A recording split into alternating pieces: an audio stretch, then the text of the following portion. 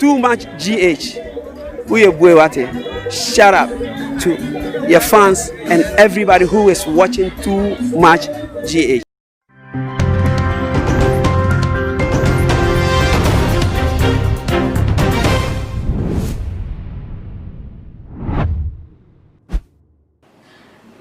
For me, Mamma, Aquaba, Yami, and Shamo, Sedan, the Amunia, a bread, a jay, a dry, a tea, and some way a day. Ever some more away a fiddy, Cassie, a so, a case capa, and Medina Munisa, a dear Chandia Sevia, yete, and some for fro, away my ye, a muna, and a daddy, a ni, a coco pumo, a war, Eastern Virgin, a yoko for Udia, and Potamodia. A posting for answer, Alka 3 human traffickers, and woman so to me, I rescue a year 20 victims are one more epoch car a traffickers ye and some no just a woman sa etimi aka woman na ebusuan for ninina sem encophobia are just one more foreigners according to Star News. One more eddy to a year a jano yeah one more rented apartment will trum a WhatsApp of a new job in South Municipality. I just a one more at 1 month. One more day about Fontaine time internet ye so and all more year recruitment.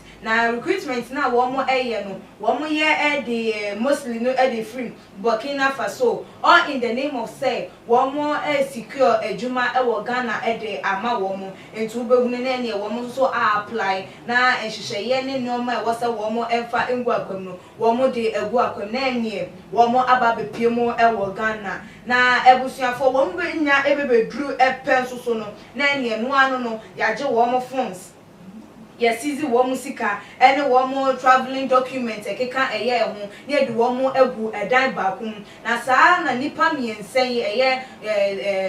traffickers wo mo eye a chese wo mo timi aboabo nipa 20 ano a wo mo ede wo mo agu saa introm new Jabin municipality no one more apartment bi and one more this microphone no esho ho no match say one more ede one more de one more epem na no na ba ko de victim ba ko ede wotimi edwane ye ede free apartment one mo na wo kokko pie mu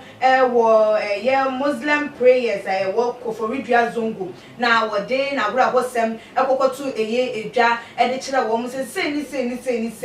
na ye koso na ninua ye kan wase mi din ede Wahab Amudu wono na just wo de esa ensem no kokko to dwam na no na just Muslim zongo fo yin so eboa ye koforidua zongo fo Muslim prayers no wo so eboa ye no mo yin koforidua aposifo asutire ma wo mo so etu eye anamon kokko pie mu wo biaya na wo mo wonder was memenda on the 9th January 2021 and ajofa around 7 p.m. Acha say wo mo ede ohye ebu epuno eni edi kokko dra hono mo kokko dru hono de na chese nipa 20 eni edi wo mo ego eye edemo wono ma chese wo mo penifo na wo mo ye recruitment online and ase internet so no wo mo so eka wa chese wo mo adwedwem ensa etimi aka wo ma chese se nipa wo mo nsa ka mo wo mo posifo akache ye koforidua posifo akache eye 23 including year traffickers no so na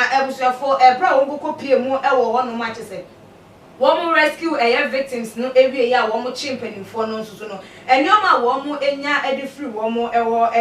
mobile phones na ebiom so no Burkina Bay military uniform na ebiom so documents ID cards laptops cameras ene de ekeka ehun no na womu enya edi free suspect ya na say nipa men so mususu say womu na suspect to de ekoso na say trafficking na ekoso wo manu emu no na ebusuafo ensewe ebeto edwa no na just womunam so de kokobo maga na fo ni wo wiase fa na nyina ese enye obi a wo be fra wa na so wo be hunu dwuma bia wo internet so na no na kire say dwuma no edi mu na say no kure because obi wo hono ma wo yes ano ma we nyina no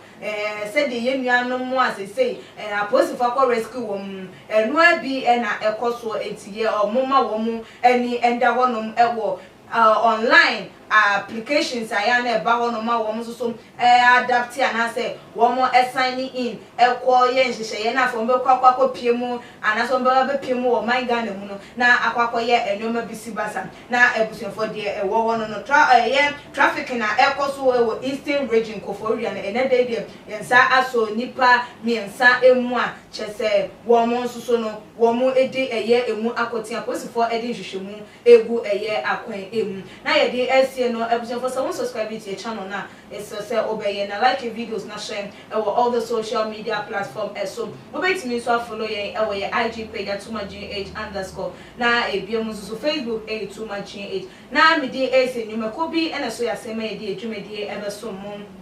Mama Juliet Ventures oba wo dem kitchen wo ho SEC ye mame ewo akande ni nyina cooking utensils kitchenwares kitchen appliances ye mame ebetimi de sanyoma we nyina ababa begina eye wabobo ano say delivery e na wo pese wonyema wo be ye de ama wo pe na so ye so a e wo be hu no ewo abeka La Paz need roofings and so e kan ho say wasi wo dan we na open chense papa de about dance and chense CP na eti akom and chense na ho so ensisa emfa emfimu and chense a say enso beto ewia be body timani timinya fe ne ntokro ba be bobomu ama wo nsuso no wade eye nche ye boss akwakosisi wo dem bi won ebedi sajuma no ede amount na fa wo mo number na no mo twetwe eye enkomo na loan master enso e wa hadema abanye djuma ye for musical efa controller mo affordability say won so no obetimi apply for a year loan no na so wetimi enye sika wo mo interest rate dem e da form boko enti fa wo mo so number na no wo mo entwetwe eye enkomo na project a eda woni no nso wontimi accomplish midin e de ekoye sika pa aha enamdimo ebesi da the major prophet kum chacha on say me catch was say bomoden na hwe too much GH on say me kan ye nyene bone pa na kase epe wo wi ase ya asondin ti na adam wo hu nyame ye no nyam no wo hu ne ma bi a wo hwehwehwehwe e wo other place ni ade kat won na bomoden na be hwe too much GH be hwe na subscribe bomoden o be hwepe na wa ye subscribe o subscribe na subscribe na o subscribe a na wo benya ne yama papa a wo pe ahwe nyame hira na me de Isaac Odwampo obetun afem the great ampo mbrembrem wonu me nka mo ni hwe too much GH mo ye too much na me so me ye am fire too much GH. Many have come and many have gone, but you are a great Kankambuka ability, worth being beheld by every optical nerves. That saith the papacy. Keep watching Too Much GH, and you get the best of entertainment, the best of everything you want. My name is Ohima One. Keep watching Too Much GH. It's the best. Keep watching Too Much GH.